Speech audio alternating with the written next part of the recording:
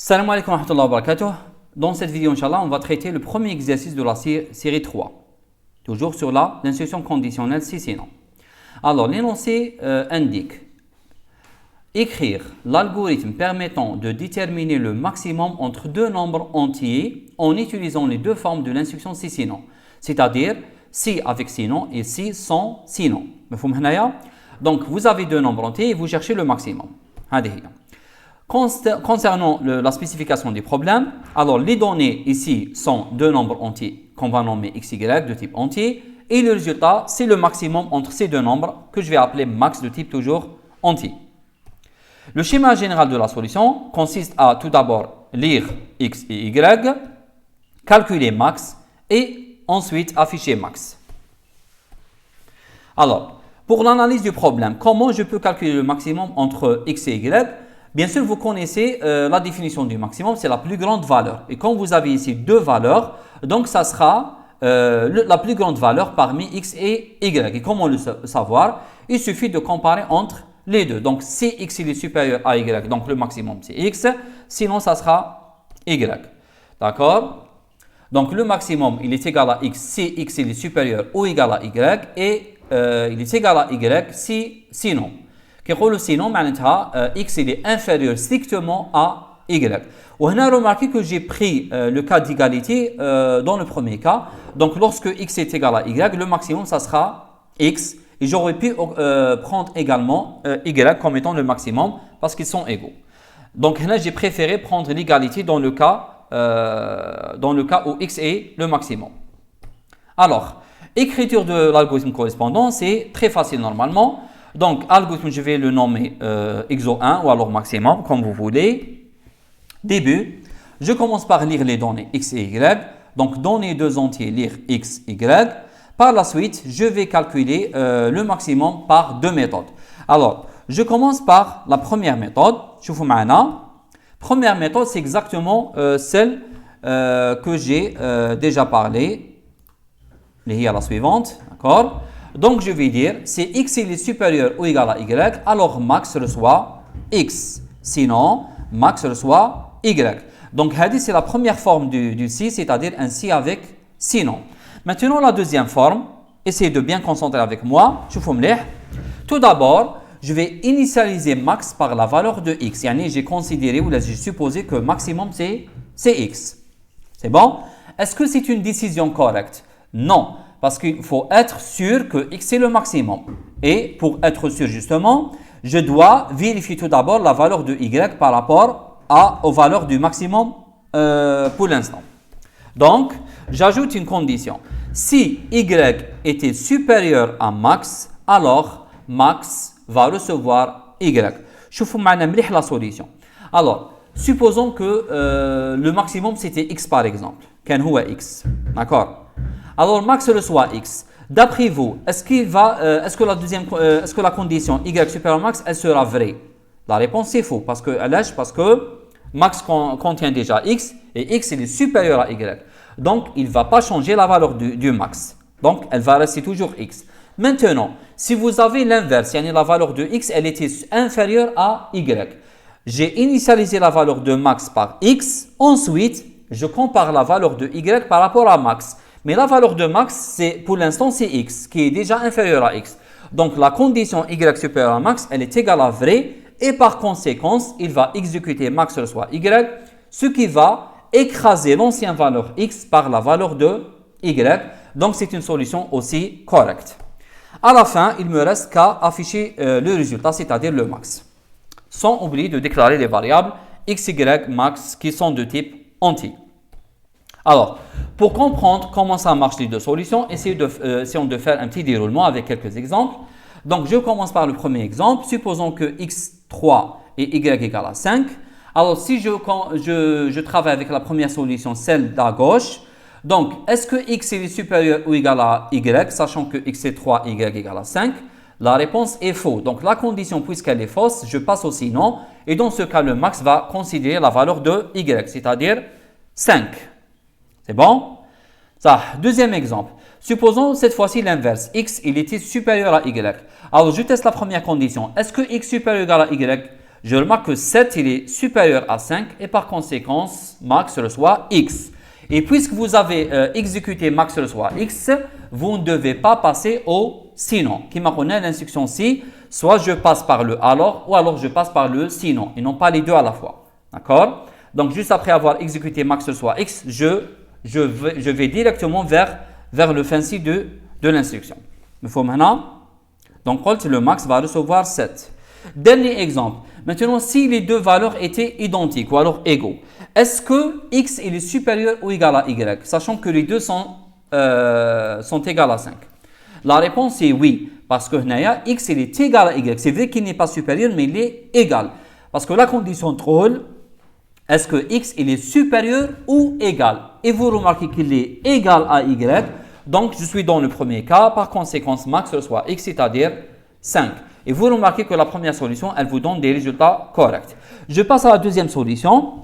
Donc, max, il est initialisé par la valeur de x, c'est-à-dire 3. Et je fais le test.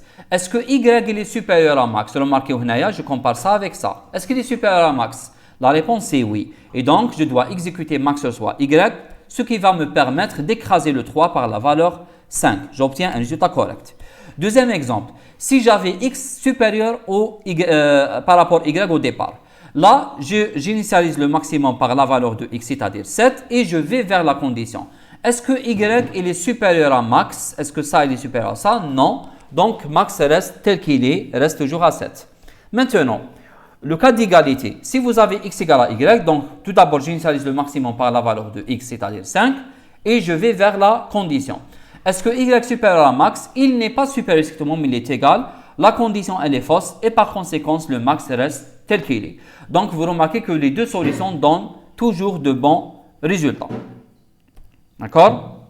Alors, pour terminer, je vous donne un petit énigme, Alors, j'ai donné ici 4 solutions et les 4 solutions sont censées soit calculer ou afficher le maximum. Et je veux savoir, est-ce qu'ils sont corrects et pourquoi? D'accord? Première solution. Alors, vous remarquez dans la première solution, alors, pour savoir justement est-ce qu'elle est correcte ou pas, je prends un exemple. Alors, supposons que j'ai x égale à 5 et y égale à 3. D'accord? Alors, je vais vous montrer que la solution, elle est incorrecte. Et pour montrer qu'elle est incorrecte, je donne un contre-exemple. C'est exactement comme en maths. Vous faites une preuve par donner un exemple contraire. D'accord? Alors, je teste la première condition. Est-ce que x est supérieur à y? La réponse est oui. Donc, il va faire max reçoit x. Max reçoit x. Ça. Donc, je vais mettre 5 dans la variable max. Ensuite, je vous mets la deuxième condition. Là, vous avez, est-ce que x inférieur à y? Si vous comparez, vous trouvez que x n'est pas inférieur à y. Donc, il va passer au sinon. Et lorsqu'il passe au sinon, il va faire max reçoit y, ce qui va nous permettre de mettre la valeur 3 dans max. Donc, je vais écraser le 5 par 3, ce qui est faux. Parce que le maximum, c'est 5 et non pas 3. D'après vous, où se trouve l'erreur? Où est l'erreur ici? Remarquez très bien. La première condition, elle ne contient pas d'erreur parce que lorsque x est supérieur à y, le maximum c'est x. C'est tout à fait normal. Deuxième condition, si x inférieur à y, normalement le maximum c'est quoi? C'est y. C'est y. Mais dans l'autre cas, c'est quoi le maximum? Est-ce que c'est y aussi? La réponse c'est faux. Donc lorsque x n'est pas inférieur à y, normalement le maximum c'est x. Et à ce niveau se pose le problème. Donc si je veux corriger ça, je vais écrire max reçoit quoi? Reçoit x. C'est ça l'erreur qu'on doit corriger pour avoir une solution correcte. Il faut maintenant. Donc, pour cette raison, la première solution, elle est fausse. Deuxième solution. Alors, j'essaie de trouver encore un contre-exemple. Un contre-exemple. Alors, je prends le cas où x et y sont égaux. Je teste la première condition. Est-ce que x supérieur ou égal à y? La réponse, non, parce qu'ils sont égaux. Donc, je n'applique pas cette action. La même chose pour la deuxième condition. Est-ce que y est supérieur à x? La réponse est non, ils sont égaux. Je n'applique pas l'action x max reçoit y. Par conséquent, vous n'allez pas avoir une valeur que je vais mettre dans max. Donc, vous allez avoir max sans valeur. Et le problème, c'est quoi? C'est que lorsque vous avez écrit la solution, vous n'avez pas considéré le cas d'égalité, lorsque x égale à y. Et pour corriger cette solution, vous devez considérer le cas d'égalité, soit dans le premier cas ou dans le deuxième cas. Par exemple, vous pouvez dire si x supérieur ou égal y, alors max c'est x. Et si y supérieur à x, alors max c'est y. Et de cette manière, dans le cas d'égalité, il va prendre la valeur de x, c'est-à-dire 5. Et pour cette raison, bien sûr, la deuxième solution, elle est incorrecte. Je passe à la troisième solution. Alors, toujours un contre-exemple. Je prends l'exemple d'égalité. 5, 5. Alors, est-ce que x supérieur à y? La condition, elle est fausse. Donc, je passe au sinon.